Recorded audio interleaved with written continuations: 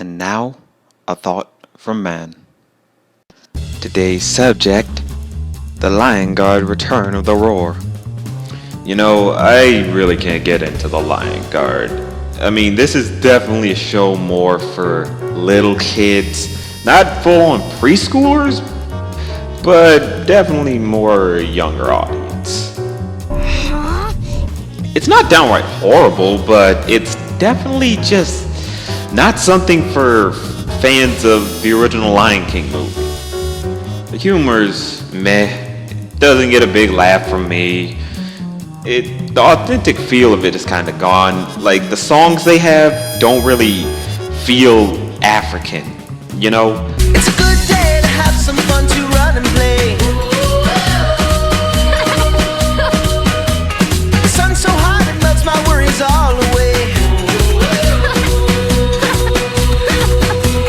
The originals, their songs were a lot better. I mean, hell, they had Elton John. But here, they don't feel like you don't feel like you're in the African savannah. That's what I should say. Most of it feels like imitation African music, and it does nothing for me. Songs are just very meh. Little kids might like it, but if you are a major fan of the original songs, you're not gonna like these songs.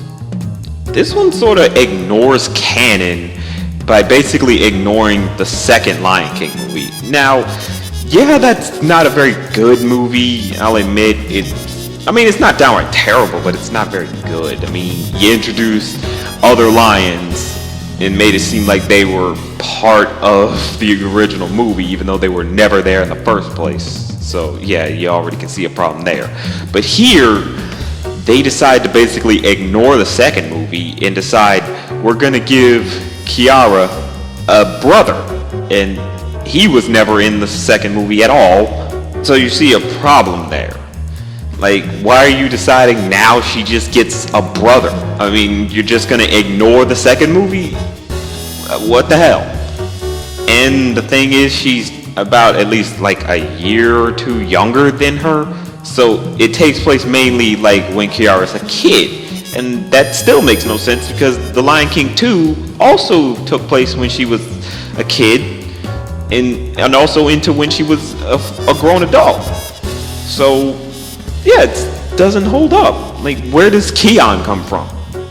Hey, the Kavisa. The side characters, they're okay. It's mainly this one character that shows up throughout the whole thing called Bunga, and there's ignoring canon here because somehow Timon and Pumbaa are this kid's uncles, and it's like, wait, in Lion King 2, Timon and Pumbaa were Kiara's uncles. How do they just magically become this kid's uncle?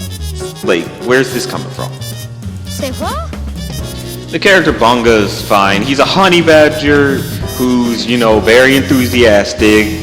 They call him the bravest out of everyone, and he's okay. Nothing horribly wrong with him, but Come on, Bunga. You're the bravest animal I know. I want you to be the first to join the new Lion Guard. There's another character named Zuli, who's a cheetah, who's supposed to be the fastest out of all her friends and whatnot. And, there's not much to her. She has a little bit of pride to herself, but not much to go off of. Figures. There's a hippo named Beshti, if I'm pronouncing that right, who, again, not much going off of him. Like, he's kind of introduced at the end, just sort of like Zuli. There's not much going for him. He's just sort of a character that ends up being part of this whole Lion Guard business. I don't get it. There's another character named Ono who's a cattle egret, if I'm getting that right.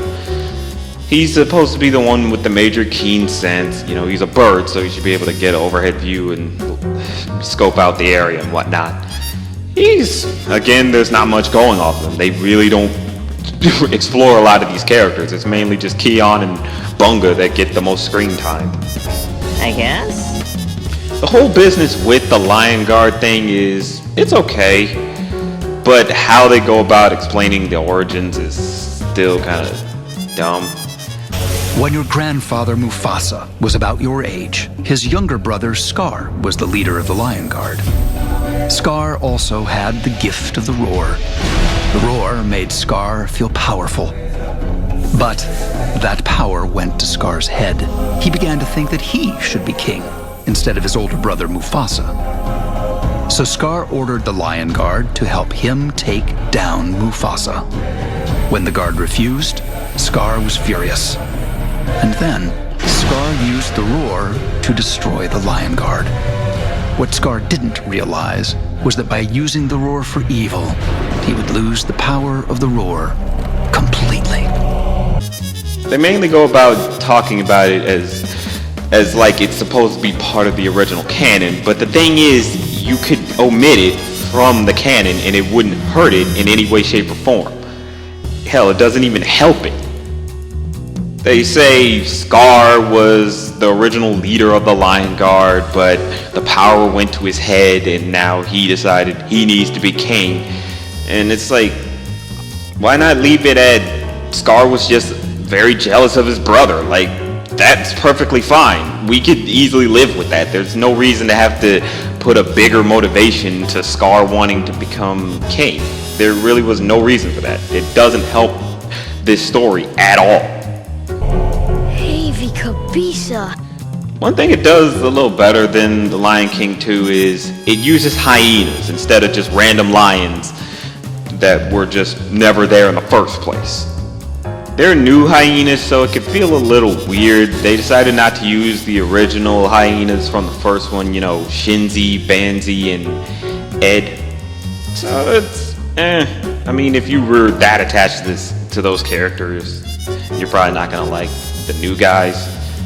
There's not much new to this character or his friends. Their thing is just spread chaos for the hell of it.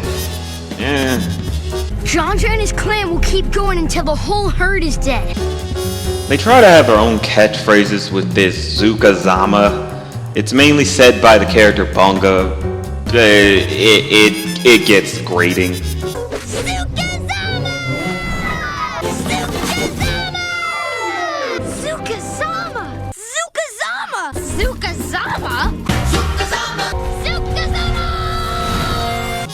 I'll admit the song for it can be a little catchy, mainly just the chorus, but other than that, it gets annoying real fast when he keeps saying it.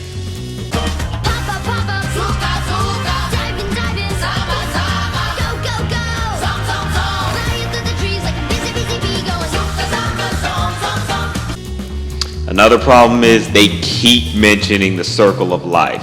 Now, I mean, the first movie mentioned the Circle of Life. Hell, the first freaking song in the first movie was called The Circle of Life. It was about the Circle of Life and all that. But here, they just use it religiously. Like, it gets annoying to the point it's like, shut up about it already, please.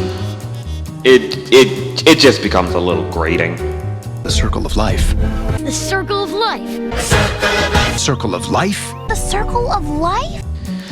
One other problem I also have is the magic. I mean, really, before in the first one, the magic was more natural. It, felt like it needed to be there. It wasn't interfering or anything like that. Here they do this type of spiritual crap where it's like this mighty roar which has the generations of previous lions and whatnot that help you to scare off people. It's like, really? Like, why? We were fine with Mufasa coming down and giving a little bit of wisdom and insight to Simba. That was perfectly fine. You did well there.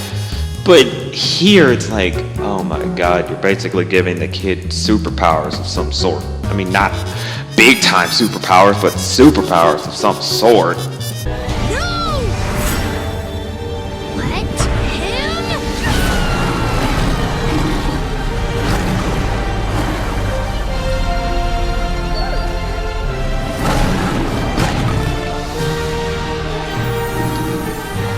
At least in the first one, the magic felt like it was nature. It didn't feel like it was out of place. It didn't feel like it was interfering,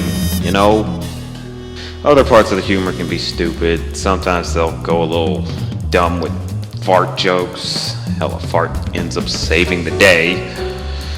So that's annoying. Scram, ya goofy gazelles! Take this!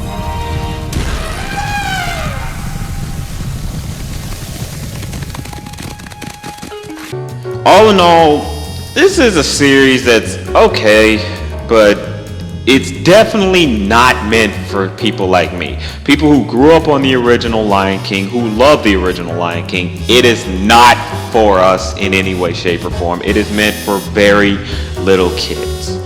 If you want to watch it, go ahead, but don't expect much substance to come from this. It's not meant for us.